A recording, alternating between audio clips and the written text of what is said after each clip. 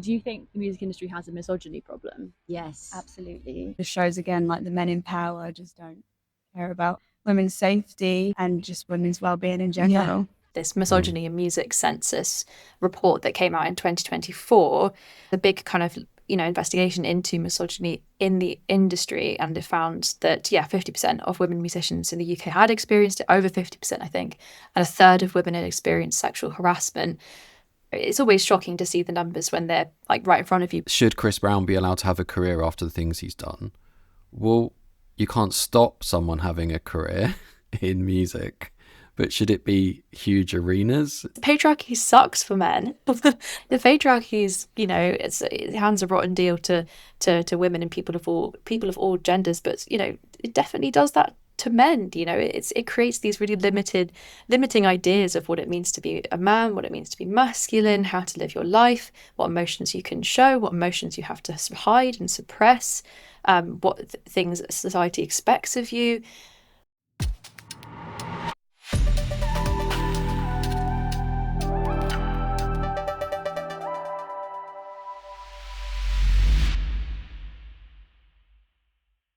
The music industry has a misogyny problem.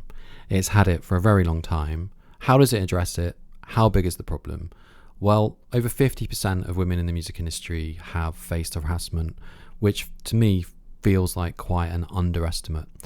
In this week's podcast, I speak to Eliza Hatch, who's just written a phenomenal piece for Glamour magazine, and it had a whole social campaign that goes behind it. Eliza runs Cheer Up Luv, which, as it sounds, is an account about street harassment of people telling women to smile and to cheer up, and how on a very everyday level, that kind of harassment is toxic. It is perpetuating a very bad culture. And whilst harassment might be at the smaller end of the issues women face in modern society, it's definitely not something which can just be wiped away and how it can be ignored. I thought this was a really important conversation to have because the article is brilliant. More people probably should go read it, especially more men in the music industry should go read it. Think about the size of the problem, think about the benefits of equality, think about how men might benefit from smashing the patriarchy. We do talk about some triggering topics in this episode. We do talk about things which, if you've experienced them, might just bring some of those things to the surface.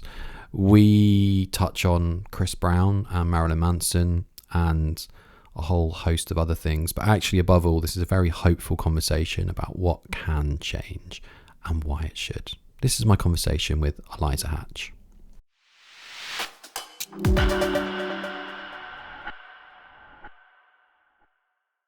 Could you mansplain, especially to anyone that doesn't speak English, what Cheer Up Luv means and why you started 8 years ago? Yeah, of course. So Cheer Up Luv is a photo series that I started in 2017 that retells stories of sexual harassment through photography. It came about after an experience of street harassment I had when a man told me to cheer up, but that was just the kind of tip of the iceberg of all of the kinds of different forms of gendered harassment, sexual assault, whatever it might have been that I'd kind of experienced up until that point. And this just was the breaking point really for me, where I decided to question for once all of the things that I had previously ignored and just swept under the rug, and had, kind of just got on with my day, kind of ignoring and burying and not addressing. And it was after a conversation that I had with some of my friends about their experiences and about how normalised it was that I decided to do something about it. And that's how the photo series began. Also after a few conversations I had with my male friends around them kind of dismissing my experience as a compliment and all of our experiences of harassment as flattery, attempts of compliments, and that we were just taking them the wrong way.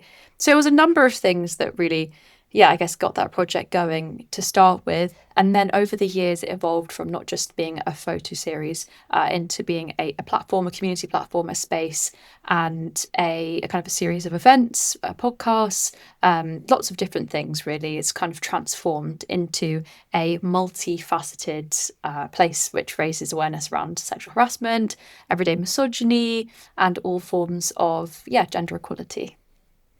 You've done that a few times. I can tell you got it down to like a minute and a bit. It's quite rambling still. It's yeah. Because I was curious because I couldn't work out from the outside whether you'd class yourself as a campaigner or a journalist, and I think that it's interesting those lines are blurring a lot more. I think that the need to have a call to action on reporting, or the need for reporting to make a problem clearer, seems like there's a blurring. There's probably a good thing, and not just the I'm a journalist standing on the outside watching the world burn. Yeah, I've always been someone that has been a slash this, slash that, slash something else. Ever since I, graduated, I've always been in the visual arts and visual media, but never felt really comfortable just taking on one particular role. Even when I was going around, I don't know, I wasn't actually going around calling myself a photographer. When people were calling me a photographer, I felt uncomfortable with that label, because I'd always seen it as something rather like a tool with for like a means to a certain ends. It was like a thing that I was using at a certain time in order to get a kind of message across. And I see myself more as a visual communicator, generally just picking up and using the tools around me when I need them for whatever purpose I'm trying to kind of get something across, whether that's like a podcast, whether that's creating video, whether that's doing photography, whether that's creating graphics. I am a photographer, don't get me wrong. Now I've been doing it for long enough, I feel kind of comfortable with that name. But I also am very comfortable being in that like in between place, and like, wearing lots of different hats and learning new skills. That's something that really excites me. And I also think can be quite good when you're, I guess, doing what I do now, which is like a bit of investigative journalism here, a little bit of storytelling over there, and just being able to kind of flip between media forms. I guess that really suits my communication style. Which leads us neatly into the article you just written for Glamour. You spent 3 months diving into misogyny in music, which I'm sure has an accumulation of knowledge from years before that too. And it was fascinating to me because, one, it's great to see somewhere like Glamour publishing an article like that. It's a shame it's not Music Week or Kerrang or Metal Hammer or somewhere where maybe the audience is maybe less familiar with the challenges. Not to call out those, because those magazines actually have done some reasonably decent reporting, but just like, I thought it was interesting that, to me, the thing that was really powerful was that all of the interviews you filmed, so that there was social video of them all, and your photo series that went with it. There's some fantastic photos, which I'm sure the artists were really happy to have high quality photography like around the piece as well. How did the commission come about, and was there like a germ that sparked the piece? I know there's a consistent question you asked everybody, which I suspect might have been the foundation for it. Yeah, so the question I was asking everyone was, to begin with, is this question of, are you shocked that 50% of women in music experience discrimination in the UK? And that was the beginning of the whole project for me, was when I found out.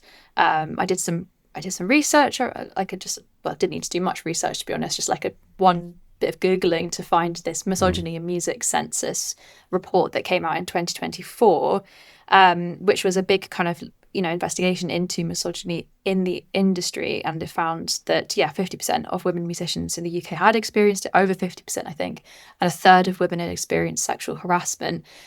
And it's always shocking to see the numbers when they're like right in front of you, but I wasn't like super shocked. I thought it might have been higher than that, to be honest. And that's also the consensus, the general consensus I got from everybody that I spoke to about it. So that was my starting point for wanting to kind of look into it a bit deeper. And then when I was looking into the report's findings, it said that the government had initially rejected the recommendations put forwards.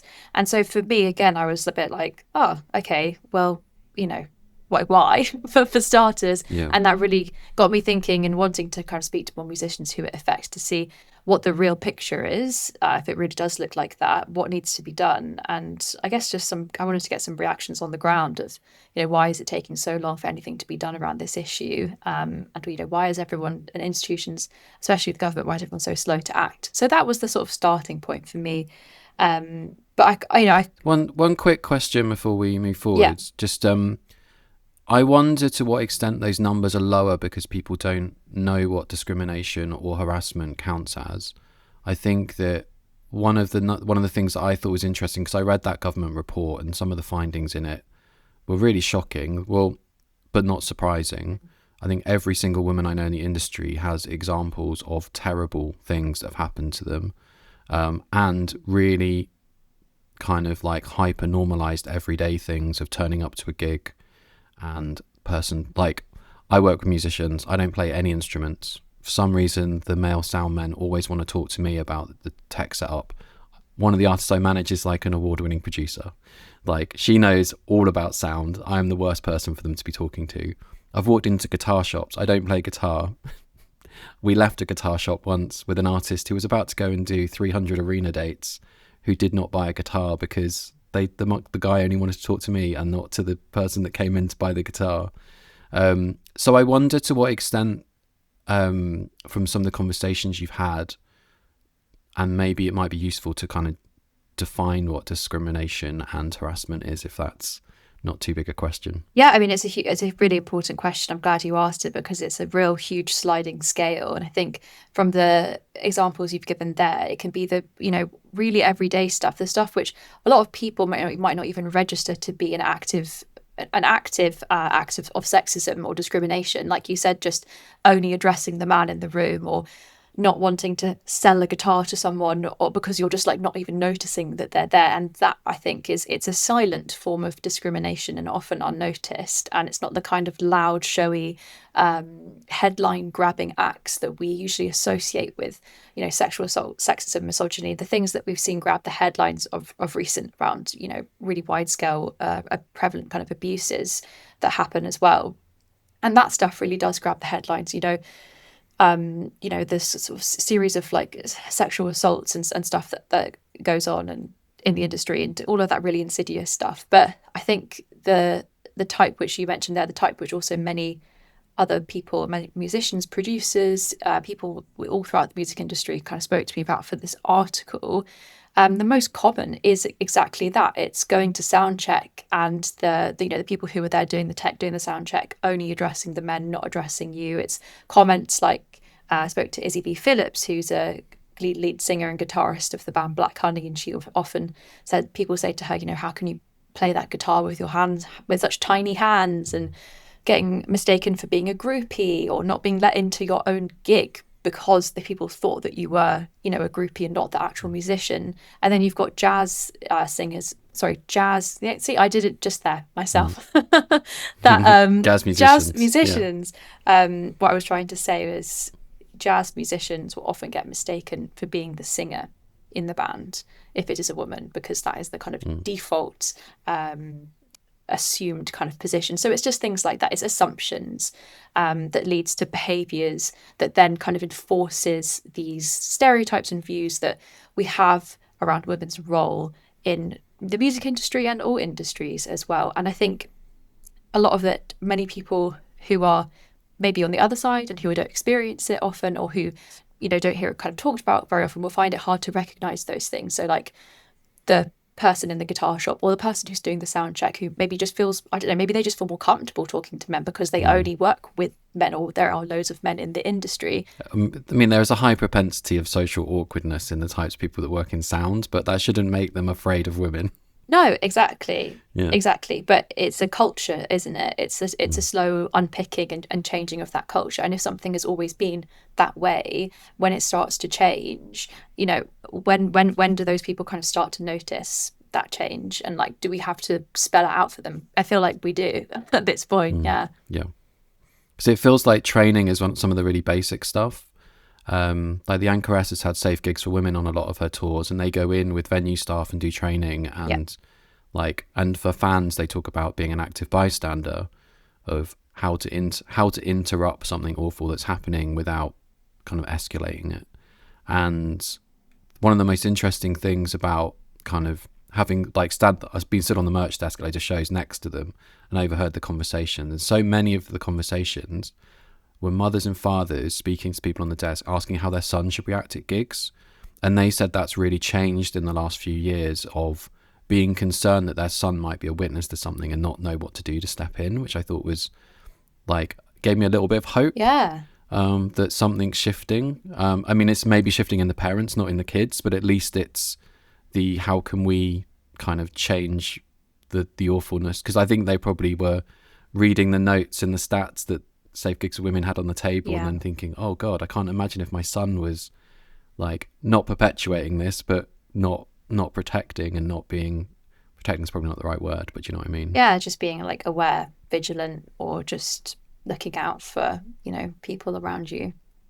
And one of the things that I've noticed is in some of the backlash to Me Too is often the conflation between assault, harassment, and discrimination. Like, all these topics get almost intentionally kind of conflated by some people, and in another way they make the kind of extreme of the topic become the center of the conversation, but actually it's an entire pyramid, isn't it, or entire kind of ecosystem of interconnected issues. How much in your conversations with musicians did people bring up things which probably wouldn't have registered in stats and probably wouldn't be something which someone would consider, that it not just ruin someone's day but create an atmosphere within which someone doesn't feel welcome in doing their jobs? Because I think that was one of the things I took from some of the clips that you had, was people feeling like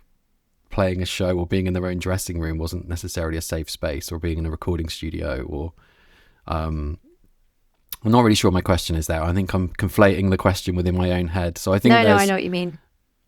Yeah, I've spoke to people kind of all across the industry, and there are so many things that add up to, as you were saying, creating that kind of feeling of an unsafe space, which maybe you couldn't, you know, put into a report and, you know, a tick box of black and white, something as black and white as, you know, have you been harassed here, or have you experienced assault at this time or in this like time period, because a lot of the things are quite hard to quantify. You know, how do you quantify how many times you've been into a recording studio and the person there has asked if you're like the band's girlfriend, you know, over a long period of time? Yeah, that feels kind of shitty on the day, or like, you know, maybe you brush it off, you laugh it off, but like over a period of time that adds up to this feeling of just generally feeling unwanted or perhaps unseen in your industry. Or there's like comments that, you know, I've someone who I interviewed for the article, Tala, who's a producer, you know, it's just comments that she's heard from other producers that she's working with in the studio, like really, really derogatory comments about the women that they are recording with. And then she feels really uncomfortable around that. And then also like she has to then safeguard these young women that she's working with. And so there's multiple layers to it. And I think that's why people find it hard to confront and hard to call out, because it's quite insidious, and also because it inhabits a lot of those grey areas which people feel really uncomfortable about when addressing and like confronting sexual harassment, and also just generally like everyday misogyny. So is there anything that gave you hope from the piece that you've, like, it's had like the fact that it's reached 1 million people? I think you said on one of your videos, and I'm guessing that's between all of the Instagram posts and the kind of people reading the article. Like, that's a lot of people. Like, that's probably the bulk of people that go to kind of grassroots shows in the UK. Like, I think Taylor Swift just about sells 1 million copies in the UK, so it's reached a lot of people. Was there anything that gave you hope about it? Oh, there's so many things. That's, yeah, from the entire investigation. Like, obviously it started from a place of being quite skeptical and I guess like critical and judgmental of the government, and also just generally of the industry. And so that was this kind of starting point. But through doing the research and looking into the kind of the change makers in the industry, especially the people who are kind of driving forwards for like a more equitable, more equal future in the industry, looking at those movements and those organizations, whether it was interviewing and speaking to Black Lives in Music, who are an amazing organization looking at kind of equality and diversity for young Black musicians in the industry and creating equal opportunities there. Or we are the unheard, who work a lot with mothers, getting kind of mothers into the industry and supporting mothers. So there were loads of different kind of organisations who I spoke to who really gave me hope. But there were also some changes that went through, that have recently come through in government. The updates to the EHRC guidance, which was one thing around workplace sexual harassment and the use of NDAs. EHRC again? Just so. The Okay, doesn't matter if you can't Equalities remember. and Human Rights Commission, I think. Okay, yep. Just go with that. Yeah, that sounds right. We'll go with Yeah. that. But it's about kind of workplace protections for employees, and it is something which the right wing press not ages ago in the summer were kind of very angry about, because it was being lauded as the banter bill. I completely missed that news cycle. Well, it's probably for the best, because it was kind of made me want to bang my head against a wall.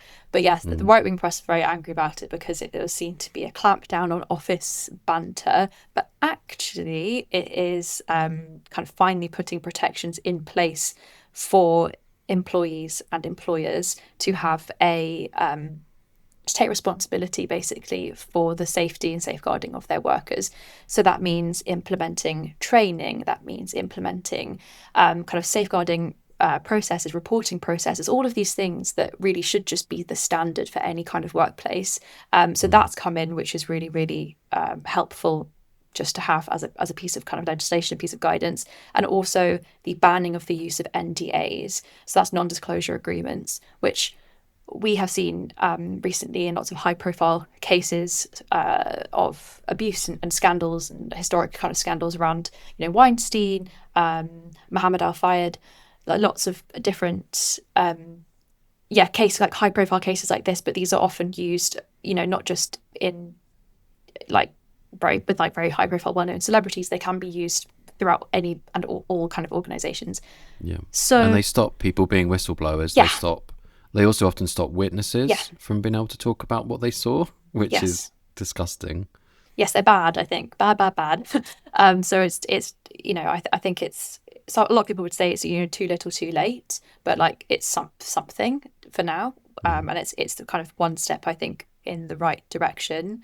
And there's also, I saw the Can't Buy My Silence campaign. We're pretty happy about the change. Sorry to interrupt. Yeah, no. I think that if anyone hasn't seen the She Said documentary about the Weinstein New York Times piece, I think that's it really underscores where the NDAs became the blocker to, and I've forgotten, it's Zelda Perkins, isn't it? She's really led this campaign, and I think that to me it seemed like it's probably a good thing, because Zelda was pretty happy that I think it was it's a step, it's not the leap. Step, but so it is a good step in the right direction, but there's still so much more that needs to be done. Another positive thing that was set up after the Misogyny in Music report was the Creative Industries Standards Authorization, CISA,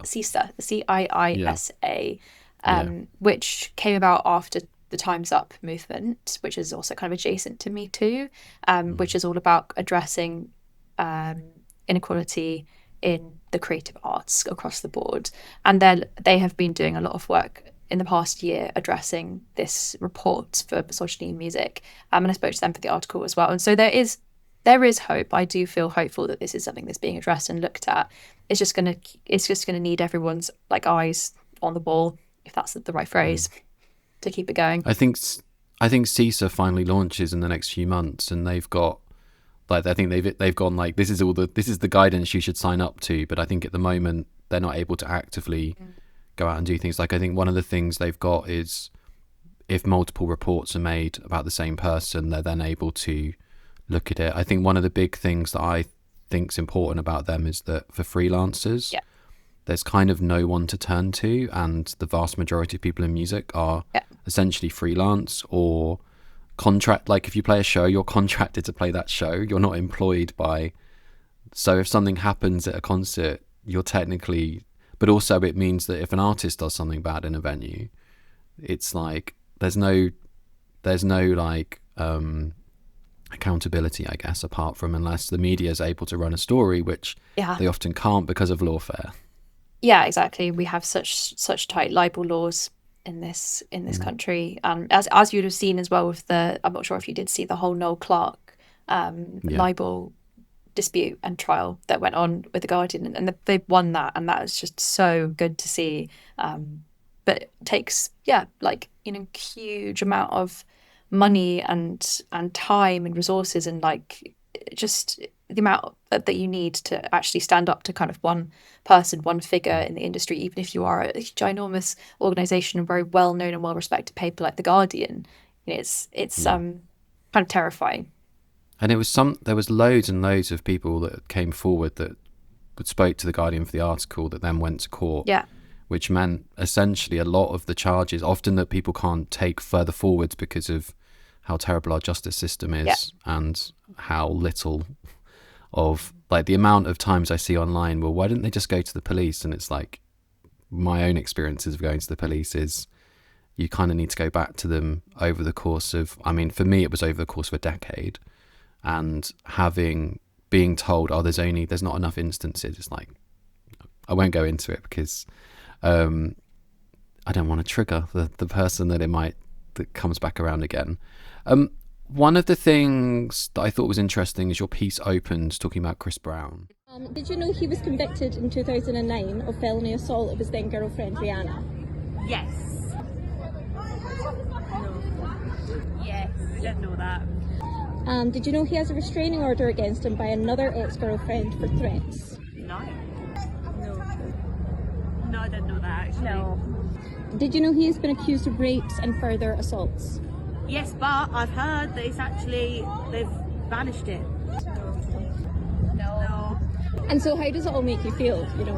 I enjoy his music. I think he's an amazing dancer, and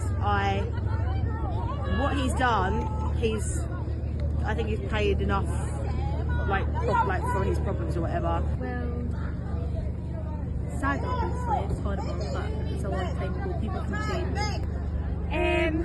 I mind my own business, to be honest. Yeah. I like his music, that's why I'm here.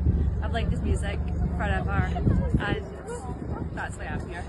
Yeah, I feel like nobody has the perfect relationship behind closed doors, and I feel like because he's in the limelight, he gets a lot more hate for it, and I'm not condoning anything he's done, but Rihanna has done an interview saying they were having a fight, so as far as I'm concerned, we're both as bad as each other, and we're just here for the vibes. And the thing, I say interesting, stomach churning, and the fact that he was still playing arena shows this year. What did you think of the Scottish newspaper The National, not the indie band The National, doing vox pops outside their Glasgow show, and the way the audience reacted? I was in two minds about it. This is kind of why I thought I'd ask, because for one, I thought it was really powerful to hear people saying, no, I didn't know about all of those charges and allegations. But on the other, some of the people said yes, and they were still quite happy to go to the shows. But for me, I was a bit like, did those people consent to that video then being posted on social media if they were unaware of the case and they were still going to the show? And there was a tiny bit of an ethical question for me, but I think it was really powerful. I think for a lot of people, they hadn't ever really seen an audience going to a show of separating the art from the artist kind of conversations. Yeah. And what did you make of those videos? It's interesting you bring up the ethics around that, because I just always assume that everybody has to have sign consent forms and stuff to have any of that stuff published, because that's the way I work. But it's probably not the way that most people, most news, well, I don't know, you'd assume news organisations did make people sign model releases and whatnot, but I appreciate that maybe I'm they not don't. suggesting they didn't. I'm not suggesting they didn't. But I mean, the people who do those, this is kind of going off topic slightly, but related, people who do the vox pops in the streets with TikTok creators and whatnot, who go up and ask people what's your body count, or rate this person out of 10. I don't think they're asking consent for anyone. I think they're just going for it. But circling back to your point, to your question, I think disheartened with a lot of the responses around either not knowing or not caring, or just being unaware, or just that entire thing of separating the art from the artist, or it happened so long ago, or we've all moved on, or whatever, he's like repented or all of this stuff. I was disheartened by it. I couldn't say I was like mega shocked, mega surprised, because I also think that I live in a little bit of a bubble on the internet of people who try to practice what they preach, or like are interested in kind of social justice movements, and would actually not separate the art from the artist, not in a lot of those things. So whether that's stopping listening to a certain musician, or boycotting brands, or whatever it might be, I think I live in a little bit of a bubble of people who do those things, or at least say they're going to do those things, and who are displeased with, or call out, or call out kind of injustices, whether that's with certain people or movements or places, or whatever that might be. And so I do think that the rest of the country is probably not like that. And so when I do see these videos, I'm like, that's taking me outside of my bubble. That's taking me outside of my echo chamber. And I do think that is needed every now and again, a bit of like a reality check, a bit, especially with what's going on at the moment with like the rise in the far right. I think we're so insulated in our bubbles, in our kind of polarized little spaces of the internet, and so I do think it's necessary to see things like that and to engage with the wider public as much as you possibly can on these issues, even if it is just asking them a question. I don't think we need to be going around like necessarily like lecturing people, because they're probably not going to listen. They're probably going to push you further away. But yeah, I was disheartened by the general like support for Chris Brown, of course. That's kind of goes without saying. But I can't say I was too surprised. And I also think that we are in a bit of a swing back at the moment, generally towards all kinds of like progressiveness, whether that is feminism, whether that is any form of like social, I don't know, like social moving, like social progression, all of that kind of stuff. The like woke is dead, as people are saying. Not for me, but I mean, we're speaking on the day where literally Antifa, which doesn't exist as an organisation, has no headquarters, is potentially going to be sanctioned by the US. And Antifa just means being anti-fascist. Yes. So that means being pro-fascist is okay, yes, but being anti-fascist is a bad thing. And these are the times. These are dark, strange, twisted times. Yeah. And I think that one of the things that I haven't quite figured out, like, I can't unsee that Rihanna picture. Smoking Gun carried the whole legal case. I actually don't recommend people read it. It's disgusting. It is so it's one of those things that I'm glad that I know what happened, because I know now why all of the things that people are capable of kind of wiping under the carpet, especially people that work with him, especially people that profit from his concerts, especially people who happily go and do his sound and lights, and because it takes a village to make a tour work, and there are a lot of people paying for their holidays, paying off their mortgage by working with someone like Chris Brown. And I think that if they've not had the curiosity to go look that up, but if they have and they continue to do it, I don't know, there's something disturbing about it. And I think we've seen enough cases of the small bits of evidence that we do know leading up to, okay, there's actually loads and loads more here. And obviously not always the case. But I wonder what the kind of like, should Chris Brown be allowed to have a career after the things he's done? Well, you can't stop someone having a career in music, but should it be huge arenas? Like, what is it within the audience and like the media that, like, there was a few people in that video that just didn't even know about the allegations, but they like Chris Brown enough to, I guess, to have spent like 60, 70 quid on a ticket, but not to spend a couple of hours finding out a bit more about who the person is they're giving their money to. I guess I don't really have a question. I guess I'm wondering, if Chris Brown had done those shows and £20 from every ticket went to Women's Aid, would I feel different about it? Would you feel different about it? There's this thing, isn't there, of people kind of owning up to their actions and admitting it and moving forward and doing something like better or good, or having some kind of retribution, learning from their mistakes and moving forward, owning up to them. And I think owning it. And, we don't live in that world at the moment. We live in this world where everybody does the exact opposite. They deny, and then if it does get proven to be the case, they claim it's like You become president. you become president, or it's fake news or whatnot. And it would just be amazing if we could be in a point where, we don't have to cancel people, because people could just turn around and go like, okay, actually, I own up to that. I did this. It was terrible, and I'm going to learn from my mistakes, and I'm going to, work with this charity or do this training course or go get some help or have some therapy or something, and just being able to kind of own up to your mistakes and say, yes, I did that. That's, I'm so sorry. I'm going to, make up for it. Let's move on. Like, with the, just to name another recent case that's been in the news, the Greg Wallace, all the allegations around Greg Wallace and his firing from MasterChef. And he's somebody who's constantly just double down every single time, and, repeatedly just seemed to kind of make it worse with all kinds of responses. I'm not going to go into them in too much detail, but in a case like that, for instance, you could just turn around and own up and just be like, I'm sorry, I will learn from this and move on. But no one seems to do that in all of these cases. But every single one of these men who's reached the headlines for historic abuses or current abuses of power, none of them seem to just, obviously no one wants to turn around and be like, yes, I'm an abuser, or I'm a, whatever. But I just think it could be a lot easier if we had a channel or a path for people, not exactly to, obviously we don't want to be like, yay, you're forgiven, let's all go to a Chris Brown concert.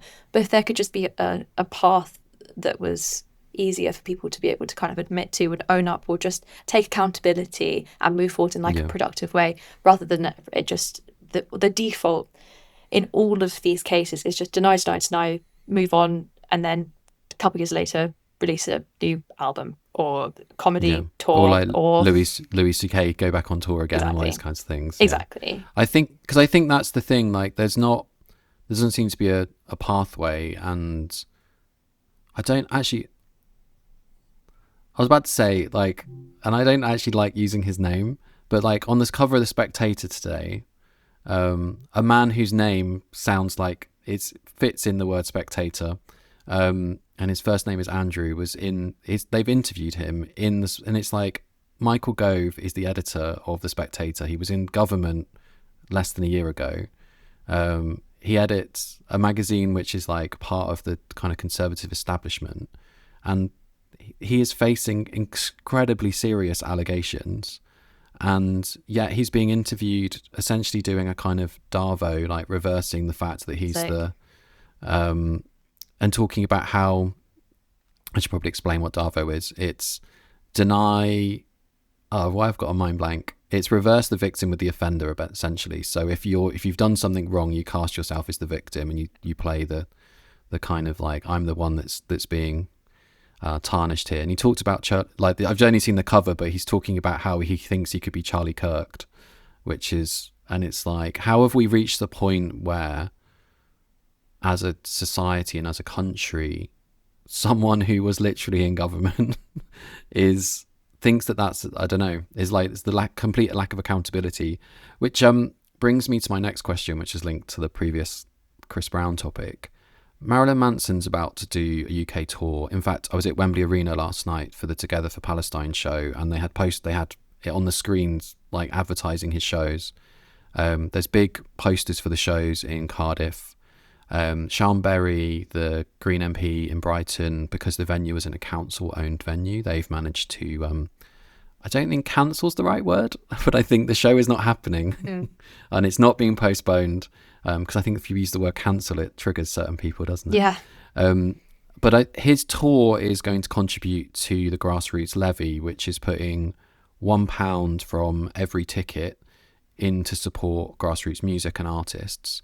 And I worked out, if the tour sells out, there's about 35,000 tickets, which means about £35,000, because it's £1 on every ticket going to grassroots music. If you were given that money today, or if you were able to advise the people who were receiving that money, how would you spend it to improve grassroots music in this country for women? That's a big question. I would look to investing it in the people who are coming into the into music, the young generations of people who are getting into and trying to sustain careers in the music industry at the moment. Because, you know, as we were saying before, it's mostly something which is done kind of by freelancers. Many people have other jobs, part-time jobs, as well as having full-time careers as musicians. It's something which can be extremely inaccessible because of money, funding, just generally being able to afford to live, and especially to live in the kind of cities that you might need to be able to meet the people and go to the meetings and have the careers that have the opportunities that you would need to sustain a career in music. So like living in a big city, for instance, not necessary, but a lot of people do tend to go where the work is, don't they? So putting money into programs that support emerging artists, that support young people, that the programs, like putting money into the programs that already exist, the programs to safeguard young musicians, the programs to introduce young people to instruments, like simple things like that, I think can really make a big difference.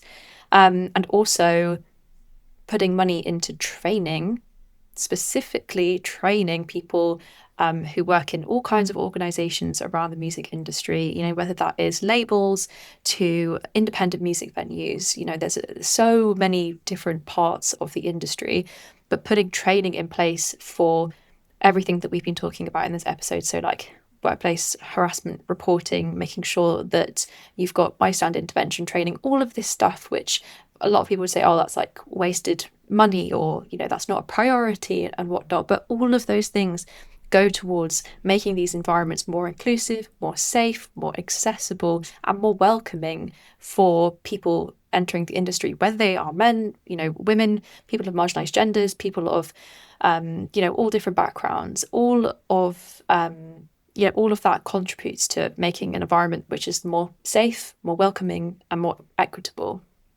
to work in.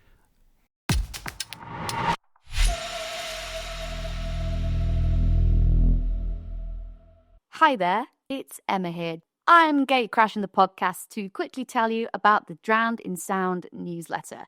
Every Wednesday, I invite myself into your inbox, with permission, of course, to share opinion writing and resources, tell you about cool things that you should be involved in within the world of music, activism, etc. I also bring track of the week and a little bit of hopeful news for you, because we all know that the news cycle can be grim at the best of times. Drowned in Sound newsletter every Wednesday in your inbox. Sign up now. Why is smashing the patriarchy good for men as well? Because it's not great, because the patriarchy sucks for men. That's why, because the patriarchy is, you know, it hands a rotten deal to women and people of all genders, but, you know, it definitely does that to men. You know, it creates these really limiting ideas of what it means to be a man, what it means to be masculine, how to live your life, what emotions you can show, what emotions you have to hide and suppress, what things society expects of you. So many things which are limiting and which contribute to terrible mental health and really unrealistic expectations and gender roles for men and young boys growing up. So I think it's imperative that we, you know, take down and deconstruct this idea of patriarchy and gender, especially for young people growing up today, because it feels like it's, you know, it almost feels even worse than it has been for a really long time, looking at young boys and young girls and their ideas of how they have to be, how they have to how they have to kind of, the role they have to play in their gender and what's expected of them. So I think, yeah, we still have a lot of work to do on that front. That was almost my opening question. I realised if I went in with that, you might have thought it was a whole different type of interview. One of the things that I find depressing is that I'm imagining in your research for this article, you met some amazing organisations. Were there any men that you saw involved in these projects? Were there like organisations where to try and address these issues? Like, I know there's obviously a few men in the industry that I probably could name them on one hand though. Like, did you discover many men addressing inequality, discrimination, abuse, harassment? Like, I find it interesting that abuse and harassment affects men, and I don't ever hear men in the industry even acknowledging it as a kind of something that needs to be addressed. Yeah, exactly. It's something which affects everybody in the industry, but is, it's barely spoken about with women, and it's even more of a taboo for men to speak about it as well. But no, actually, for honesty, it's terrible to think about, but there's no one off the top of my head that I can think of that comes to mind about kind of looking into addressing these things specifically. There are men within the organisations who I interviewed, like there are men that work at, Black Lives in Music, for instance, which is, an organisation looking to kind of deconstruct, gender inequality and also inequality with inequality towards Black musicians in the industry. And there are definitely lots of men that work in that organisation, but I can't think of any off the top of my head. I'm going to have to look into that and come back with an answer, a more hopeful answer. Well, I thought it was interesting that you talked about like what your next piece might be. Yeah.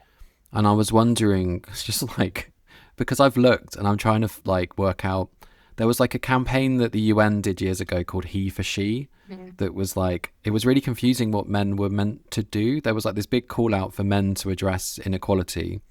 And I think it's notable that some men are like either waiting for permission or guidance, and it's like almost as if like they can't address the issues which the people stood alongside them sometimes are the ones. I don't know, it feels like there's I'd be really curious if there's in other industries and other countries like movements where men are driving the quest for equality, because that's what it is really, isn't it? It's making a world equal for everyone. Yeah. You know what? I do have a positive answer to this. I've thought about it a little bit longer, and it wasn't through my research on the article that I was writing. It was the research, I guess it was the response that I was receiving online. So when I posted the series online, whether it was the interviews, the photos, the videos, I posted all of the content over the 2.5 to 3 weeks. Lots of people responded to that content really positively, but a lot of the conversations that were had, people were like sending me different things to look at as well. And something that someone sent to me was this male DJ who had put a kind of post out calling out like women behind the decks or something. Did you see that go around? It was like stop like females getting behind the decks or something like that, and it was supposed to be a post kind of calling out, distracting like women wanting to like get behind the decks and whatnot. And anyway, it was a really misogynistic post, and it was phrased really badly. As in them DJing, or people like kind of gate crashing when he's trying to play records. That thing. Yeah. So especially like gate crashing. So wanting to like get their picture taken. I don't know. Really dumb. Kind of it's like sexist tropes of what it is like to be a not necessarily a groupie, but someone who like wants to go up and join behind dance behind the deck, something like that. Anyway, so that was posted, and it was kind of doing the rounds, and people were saying, oh, this is really shocking, really sexist. Anyway, the person who posted it turned off their comments, but of all of the comments I saw, and there were loads of them, basically all of them were from men like calling out the post and just saying like, this is really sexist, mate, or like, this is really not on. And I was really happy to see that. Obviously I was not happy to see this kind of sexist post, but I was really relieved to see all of these men commenting underneath and just being like, this is really not it, or like, I think this is the wrong take here, or I think the wording is a bit off, or actually this is probably not a great post, you should probably take it down. And it's just little things like that. Obviously we all need to kind of step up and make a difference in person, in real life, in these rooms, in these places, in real time. But it's a step in the right direction. At least the balance of that conversation slightly shifting and slightly changing, and men kind of calling out other men's behaviour, even if it is just in the comment section of a post. It's little things, but I was glad to have seen it. It's all incremental, isn't it? The little things are the things that make the bigger difference, because the problem is little things sometimes, because that then creates an environment which makes the bigger things possible, because without that almost self-radicalizing of, well, this is acceptable, and I guess is it the Malcolm Gladwell nick someone's theory on broken windows in New York, and how if you start to get rid of the broken windows and the graffiti, that crime rates drop because you've dealt with the smaller crimes, so you don't create the environment and the toxicity for the bigger crimes. But I don't know how true that is with obviously just men that are abusers. The next question I'm going to ask you, I don't know whether you would have thought about this, but Drowning Sound's about to turn 25, and we've been looking back at some of the trends from the last 25 years, and one of them is about every 2 years there's a ton of articles talking about how rock and roll is dead and how guitar music is disappearing. And I recently saw, I think it's Liam Gallagher's son, talking about rock is back, as if like it ever went away. Like the last 2 or 3 years have had some incredible records. Like just at Reading the other weekend, I saw Mannequin Pussy, Echo Vandal, the Linda Lindas, like Hayley from Paramore's just released the album of the year. Nova Twins have just released an incredible record, who you interviewed in your piece. Like there is no argument that rock is dead right now, but there is consistently these articles. I remember calling one out in my Sunday Times column years ago, because I was going to see Paramore at the O2 and someone wrote an article about how guitar music was dead, and I was like, that's just sold out 2 nights at the O2, these two things. And I think I was going to see My Chemical Romance the night after. Yeah. And there was definitely something within the articles at the time which felt like, well, you mean a certain type of guitar music, you mean essentially stuff that sounds either like the Smiths or that sounds like Black Sabbath. It's like, and predominantly music made by men. So I guess my question for you is to what extent do you think that's symptomatic of people worrying about the erosion of male supremacy in music? I realise that was a very round the houses question. Yeah, I think that is, we always kind of come back around to this, whether in all forms of culture. I think it's not just music. People tend to like panic when something which was really popular or we saw a lot of for a long time like is less kind of prominent. So yeah, like bands like Oasis and certain types of like certain genres of music.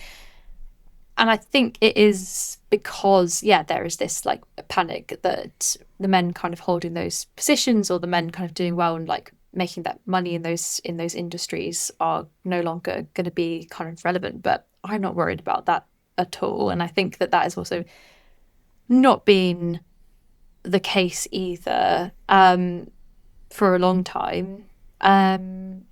So yeah, I mean, I think there's not much to worry about there. I think there will always be men selling records and doing their thing, and I mean the Rolling Stones are still going, aren't they? Like I'm not super worried about that. I think they'll be fine. Yeah, I mean, if the guy from Aerosmith can do all the things that he's done and still perform at award shows, I think that the death of I don't think anyone's getting cancelled anytime soon. No. Sorry, that was a stupid throwaway comment. I noticed that you joined me in my concerns about the rise of the far right from following you online. How do you think musicians can respond to the far right and the rise of it? And especially when they talk about protecting, and for anyone listening to this, I'm going to say our girls with air quotes, because that seems to be the prevailing narrative of especially in the UK, the kind of extreme of the far right. Like I've seen Nova Twins, who get their 3rd or 4th mention of the podcast, speaking up in the last week or so. We saw 110,000 people marching in London, which is less than 10% of Tommy Robinson's followers. Like, how do you think musicians could or should? And I guess my other sub-question is, do you think it's right that some musicians, especially women of colour, are putting their bodies on the line? And given how abusive the internet is, like, because there's not the solidarity and the swarm of people speaking up and reacting, that it might be safer for someone like me, a white man, to speak up than it is for a lot of, especially women, to speak up on these topics? Yeah, I mean, 100%. It kind of always has been this way, and it feels like it just is continuing to be the case, whether it is being on the front line whether it's like coming out to support, gay rights, gay marriage, like feminist issues, climate issues, whatever it might be. Women, and especially women of colour and trans women, always seem to be on the forefront of these radical, and not even radical, these just movements for progressing human rights and progressing like equality and all of these things that shouldn't be seen to be radical or seen to be viewed as like the radical left, for instance, which is a term which is going around, which for me, I'm like, isn't this just equal rights? Like, what's radical about this anyway? Traditionally, I mean, are the violent leftists in the room with us now? Well, apparently, yeah. I mean, apparently that would be. If you can find a violent leftist, I think they're like a dodo or a kind of like it's hard to find as a kingfisher. Yeah, it's anyway, sorry, interrupted. No, it's mind-boggling. But it always has been the case that women, and especially women of colour, and people from minoritized backgrounds have been the ones leading the charge and kind of spearheading these movements, and the people who have been putting themselves and their bodies on the line. And everyone else, and especially the most privileged of people, privileged of groups, people with the most of that power to lose, have been the ones least in favour or least likely or less willing to kind of speak out, and less willing to lose that power, less willing to maybe align themselves with a cause that doesn't directly benefit them. And I think we need to try and shift the dial, shift the conversation into convincing people that this is something, equal rights for everybody, something that will benefit everybody. Equal rights for the most vulnerable people in society benefits not just them, it benefits everyone. And so we need to kind of, I think, do a better job of spreading that message, getting everyone on board with that message, because everybody ultimately benefits from a more equal society. And we need leaders that make those arguments loudly and proudly, because I think that's one of the biggest challenges we've got. And musicians, when they stand on the stage, are leaders of their fan bases. Like, the musicians have got plenty of time to, in their live set, to carve out a minute to make statements. And I think that the social platforms that people have, the kind of duty that people have to use those, especially at times like this, and I'm obviously thinking more about world leaders and business leaders and all these different people that have the ability to either speak up or to back the people that are, and I think that's pretty crucial. Exactly. So I've got a hopeful question to end on. What do you hope the music industry, based on where we are now, should be like in 2050? Like, and maybe in amongst that, what are some of the changes that you'd love to see in this maybe slightly more nearer future? I summed it up at the end of my article. I think quite well. I'm not sure if it's like but if in a way that I think is just sort of a summing up of like an incredibly long list of things that need to change and things that we still need to do. But ultimately, we need to reduce the numbers I started the piece with. So the reason I looked into the issue of misogyny in the music industry, the fact that over 50% of women experience discrimination, the fact that a third of women are that experience sexual harassment, that needs to at first significantly reduce. There needs to be, it's hard to imagine a world free from abuse and harassment, but I have to do that in order to be hopeful and positive and in order to do the job that I do. So I would like to, did you say in 50 years' time or in 2050? 2050, 25 years' I would time. like that in 25 years' time there to be a significant reduction in the amount of harassment and abuse and discrimination that women in the industry face.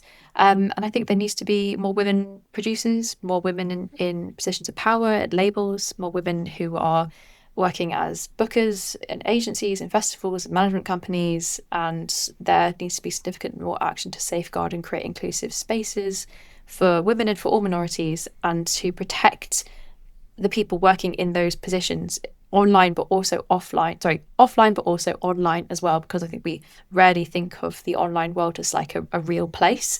We think that the abuse and harassment that happens, especially to people who put themselves out there, like as you were saying, Nova Twins coming out speaking boldly about these issues online, we need to stand up for and protect and safeguard the people who are doing that. And I don't know, it would be lovely to have stricter policies in place like the ones that all social media companies basically got rid of, like around harassment and trolling and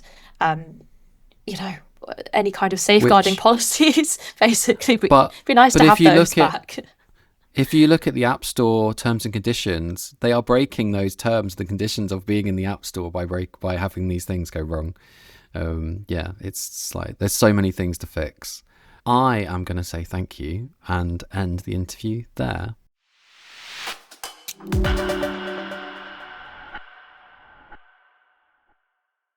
That was a lot to process, and I can imagine for some of you, some of those things might be a revelation. I would hope that for a lot of people, some of that stuff might have been shocking but not surprising. I think that Eliza had such a great way of explaining things that I don't need to do much of an outro.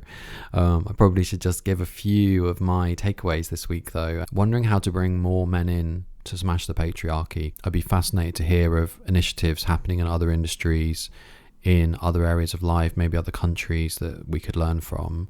If you're not already, you should go follow Eliza on Instagram. It's Cheer Up Luv, and that's Luv for love. Also, sign up to the Cheer Up Luv newsletter. I will link to that in the description.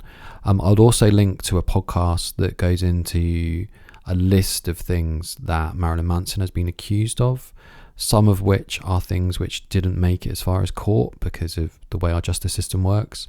The Drown in Sounds newsletter is worth signing up to because I'm planning to do something to take a bit more of a call to action on this, but it's not quite ready yet.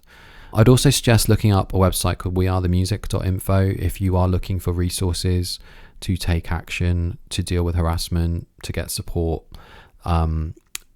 That site is essentially like a brilliant link tree of all of the places where you can get support and information. Again, I will link to that in the show notes. And I think that's all for now. Thank you for listening. Stay tuned for another change maker, musician, innovator, as I delve a little bit into their story and into the complexities of the topics they're trying to address and change. And this podcast really is about systemic change. It's about upgrading our society. It's about looking at music's role in it, but also looking at like what we can do together as collectives and as communities. In fact, I think this might be the first episode in a while where the word community didn't come up, but correct me if I'm wrong. You can follow me online. I'm at Sean in Sound or Drown in Sound, pretty much on every platform from TikTok to Instagram to Blue Sky. I've been Sean Adams. This has been the Drown in Sound podcast. Thank you to Josh, our producer, who has edited this episode for me so I don't have to listen to my own voice and look at my own face, which is not good for anybody's mental health when making a podcast. And you've been you. See you next time. Bye.